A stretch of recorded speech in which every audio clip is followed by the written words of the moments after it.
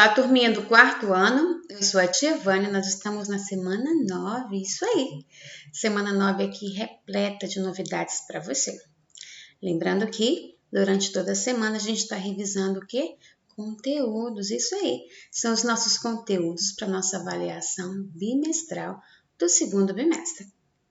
Hoje vamos fazer uma revisão de alguns conteúdos que nós estudamos durante esses dias. O primeiro assunto é infográfico. Isso, eu tenho certeza que você lembra e você compreendeu aí a formação de um infográfico. Como o próprio nome diz, info vem de informação. Gráfico vem de quê? De desenho, vem de escrita, não é isso? Então, nós temos o quê?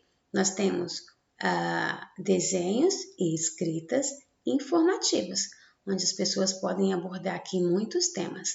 Lembrando que todo infográfico ele tem um tema gerador, e depois ele traz aqui algumas informações, né, que vão se desenrolando, né, por meio dos desenhos e também as frases que são colocadas. Nós temos aqui, cadastre-se no SNOA para adquirir elementos de rede no atacado. Com as ofertas de referência, você poupa tempo de negociação, obtém salvaguardas que garantem estabilidade nos contratos de infraestrutura de redes e acessa benefícios para desenvolver o seu negócio.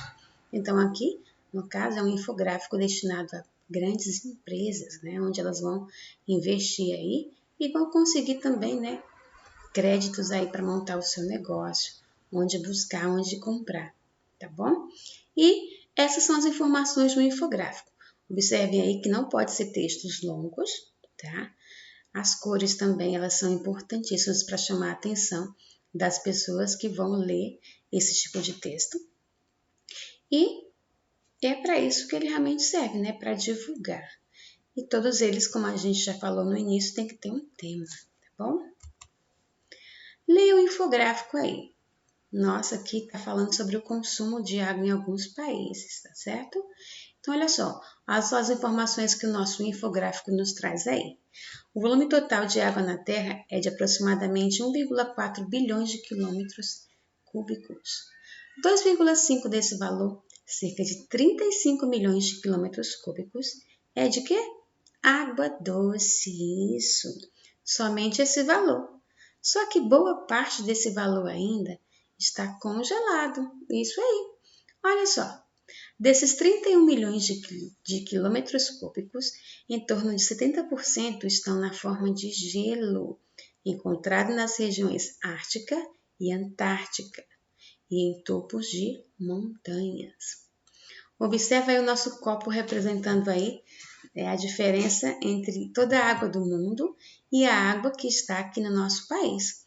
70% de todo o volume está na região amazônica, contra menos de 5% na região que mais sofre com a seca, que é o nosso Nordeste.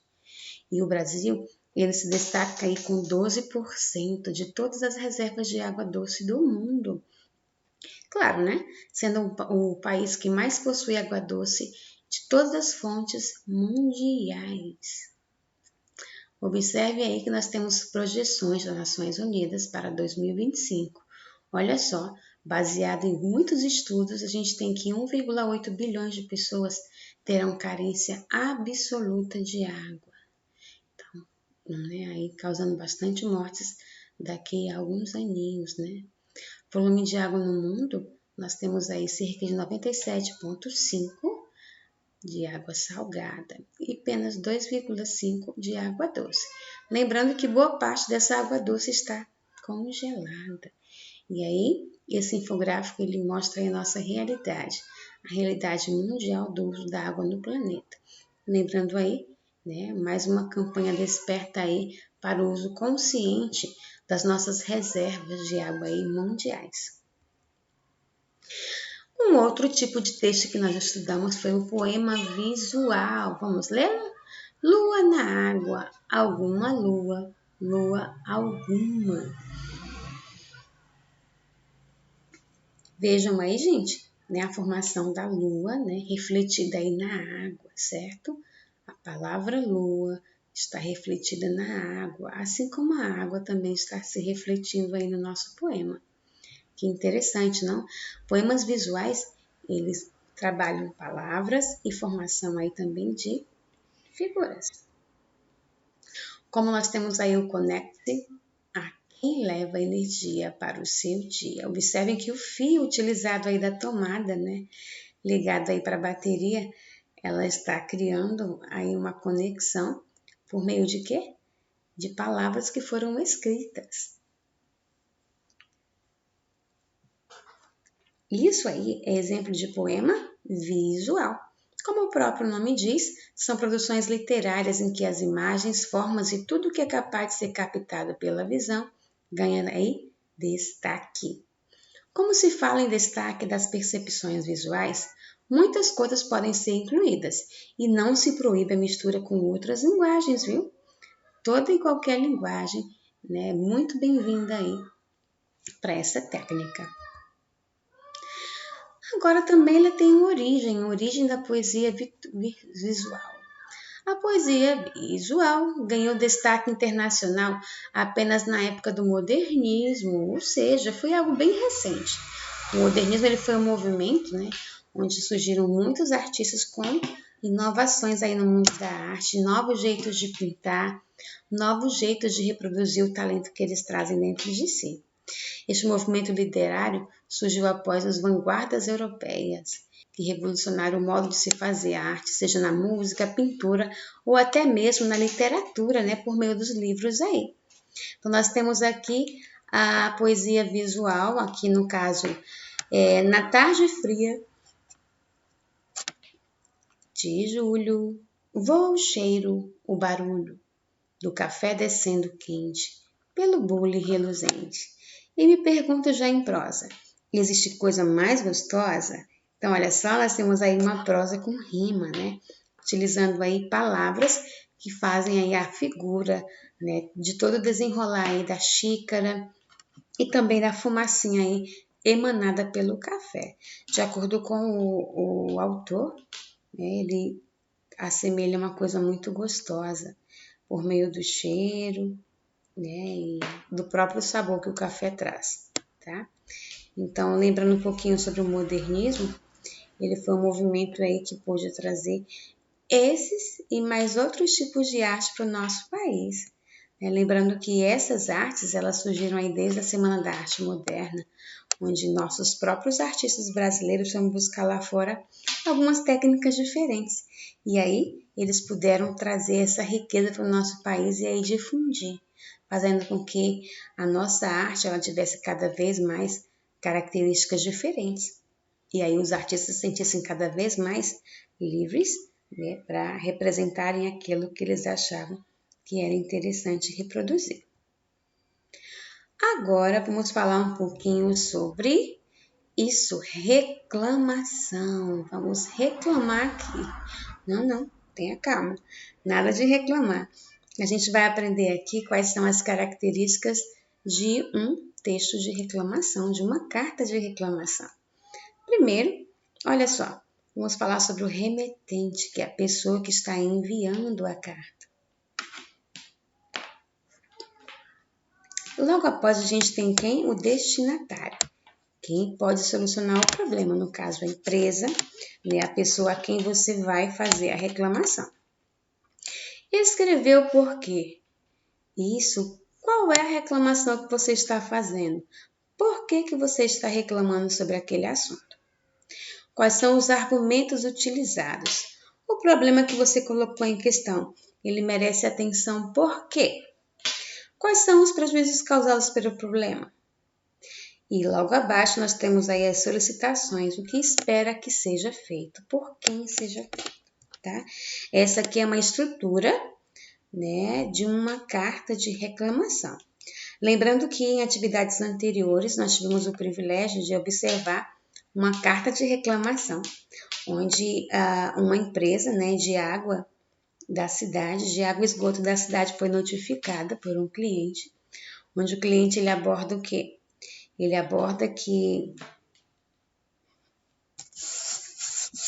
um dos canos da cidade havia estourado, causando o quê? Dois possíveis problemas, né? O primeiro, um problema ambiental, que seria o gasto de água desnecessário, até porque aquela água estava escoando e era uma água limpa. E sem contar que a força da água era tão grande que poderia produzir o quê? Possíveis acidentes a motoqueiros e até mesmo, né, a caminhoneiros. E aquela região é uma região muito movimentada. Então, depois disso, ela solicitou, né, aguardou que a companhia de água e esgoto da cidade pudesse resolver o problema o mais rápido possível, até porque, né, tinham dois tipos de prejuízos ambientais e também danos físicos, né, às pessoas, às populações. Temos aqui o modelo de uma carta pessoal. Isso aí. Semelhante a uma carta de reclamação, nós temos aqui alguns itens que a gente pode observar no modelo de carta pessoal. Olha nosso carteiro, onde ele sugere: veja o exemplo de uma carta pessoal. Nós iniciamos como? Semelhantemente também, como numa carta de reclamação, nós temos que colocar a cidade e a data. O nome do destinatário, tá? É a pessoa que vai receber a carta. No caso aí, a gente está com Rafael. E o texto fala o seguinte: como é uma carta pessoal, você pode fazer uma saudação. Querido Rafael, estou com muita saudade de você. Espero que esteja bem. Gostaria de saber quando você irá nos visitar. Planeje para passar alguns dias aqui. Podemos pescar, jogar bola, nadar, ler, assistir a bons filmes e descansar. Traga também Leandro e André. Nós temos aqui um outro item chamado despedida. Um grande abraço do amigo Luiz Augusto. É a assinatura do remetente, que é a pessoa que está escrevendo e enviando a carta. Num texto de reclamação, você também pode colocar uma despedida. Claro que de maneira cortês, né, solicitando, né, o aguardo de respostas e soluções por parte da empresa ou da pessoa responsável. Tá? Sempre lembrando também de conter os seus dados na carta também, para que a companhia ela saiba, né, a quem se dirigir no caso de uma possível resposta.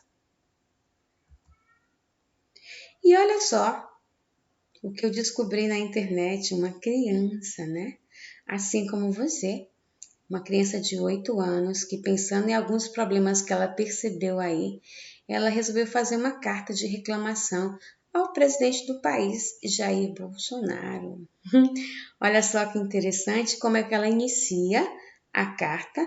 Ela coloca aí uma saudação como Vossa Excelência. E ela cita o nome do presidente Jair Bolsonaro e vai logo colocando as suas reivindicações. Lembre-se que também ela coloca aqui algumas justificativas. Logo no final ela também assina, tá? E também expressa seus desejos, né, bem infantis, mas são desejos que ela espera que sejam solucionados. Então olha só o que ela diz: Vossa Excelência, presidente Jair Bolsonaro, você pode botar as coisas R$ 1 e o celular R$ 5. Pense como ia facilitar a vida das pessoas pobres. Pense bem. E as balas, 5 centavos. Os chicletes, 10 centavos. Coca-Cola, R$ 1,50. E proibir plutonita no Brasil. Plutonita é um chiclete azedo muito ruim. Se você aceitar minhas ideias, marque aqui com um X. Sim ou não? Me envia quando assinar Bolsonaro. Assinado, Lara. Sou uma criança de 8 anos querendo ajudar o mundo. Olha só, Lara, parabéns, viu, Lara? Claro que a carta de Lara teve alguns erros, né, de ortografia, ela rabiscou aqui algumas palavras, mas ela quis expressar aqui, né, por meio das suas simples palavras, o que ela acha ruim no seu país, o que ela acha que precisaria melhorar, e ela buscou quem? A autoridade competente para resolver a situação. Bem, será que ele vai conseguir resolver essa situação? Né? Então, a Lara, ela não colocou aqui a data, né? Nós observamos que a data ela é necessária para que a pessoa saiba em que momento aquela carta foi escrita, né? Quanto tempo havia aquele problema e também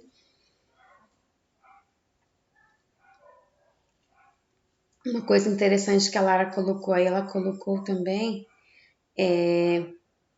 a justificativa. Ela disse que essas coisas iriam facilitar a vida das pessoas pobres, né? Então, por isso ela pediu que ele pensasse bem e colocou aqui algumas situações que ela enfrenta quanto criança, algumas dificuldades.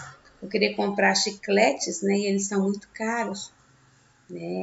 Também ela menciona que boa parte das coisas poderiam custar bem mais barato. Nós vimos aí o problema da inflação no nosso país. E o celular R$ 5, né? Quem hoje em dia consegue comprar um celular com R$ 5? Mas, de acordo com a nossa mente aí, sonhadora da nossa amiga Lara, isso pode ser realizado, né? Se realizar realmente se o nosso presidente aí, no caso, assinar um decreto. Mas isso aí é outra história. Ela também cita a questão da Coca-Cola hoje, né, que é um dos alimentos, digamos assim, que tem tido mais alta de preço, tá bom? Ela também menciona a plutonita, que é uma bala, né, que é azedinha e ela não gosta, e ela acha que é melhor viver sem, né, e ela também, meio que humildemente, até faz a solicitação de que se ele aceitar as ideias que ele também descreva aí, que ele marca e também possa enviar para ela, né? E também assine para que ela tenha certeza de que ele leu essas observações, de que ele vai se propor a pensar, né? Como ela colocou lá, pense bem, a encontrar uma solução e resolver os problemas do país, já que ela acha esses problemas imensos. Então, e aí, você gostou da carta da Lara? Bem, eu gostei. Que tal você escrever sua própria carta de reclamação? Você pode se basear em um dos problemas da sua cidade, os problemas do nosso bairro, os problemas da nossa cidade de Maracanaú. E aí, para qual entidade, para qual pessoa você vai emitir essa carta? Quais são os pontos que você vai abordar? Olha que tem que ter bastante argumento, viu? Para que a pessoa realmente se sinta sensibilizada a resolver seu problema rapidinho. Lembrando também que hoje nós fizemos uma revisão sobre diversos tipos de texto. Você lembra que nós trabalhamos no início? Falamos sobre nossos infográficos, isso aí. Infográficos são textos, são visuais, material visual, onde é trabalhado o quê? Imagens e textos, claro que frases curtas. Como a gente pode observar aqui nas imagens que nós trabalhamos hoje. Também falamos sobre os tipos de textos, poemas visuais, que surgiram em que época? Isso no modernismo, surgiram na época do modernismo, embelezando aí nossas galerias. E mostrando também muito do que há de arte dentro dos nossos artistas. Também aprendemos a estrutura de um texto de reclamação, de uma carta de reclamação. Também vimos as características da carta de reclamação, que são parecidas com a carta pessoal. E aí finalizamos com a carta da nossa amiga Lara, né? E agora, sua vez, vamos produzir, vamos criar, porque agora o artista é você. Crianças, tenham todos um bom dia, né? Vamos realizar nossas atividades e até a nossa próxima aula, viu? Tchau!